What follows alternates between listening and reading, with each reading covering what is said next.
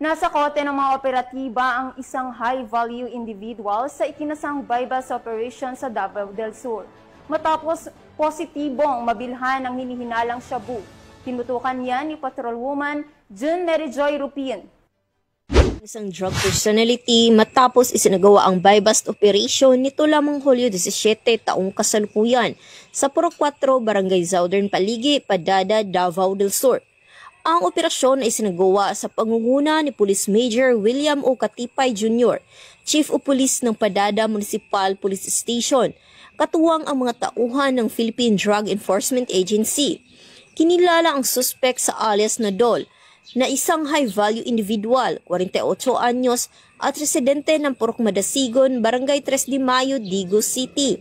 Na-recover mula sa suspect ang hinihinalang shabu na may standard drug price na humigit kumulang 6,120 pesos at iba pang mga ebidensya.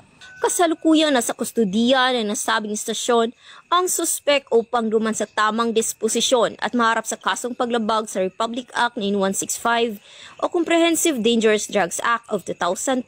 Ang pagkakakumpiska ng iligal na droga ay isang malaking tagumpay laban sa patuloy na kampanya ng pamahalaan kontra sa iligal na droga at patunay na mahigpit na pagpapatupad ng batas sa rehiyon. Patuloy ang investigasyon ng mga otoridad upang matukoy kung may iba pang sangkot sa iligal na aktibidad ng naarestong suspect. Mula dito sa Police Regional Office 11, ako ang inyong PNN correspondent, Patrolwoman June Merijoy Rupin, alagad ng batas, tagataguyod ng Balitang Pulis.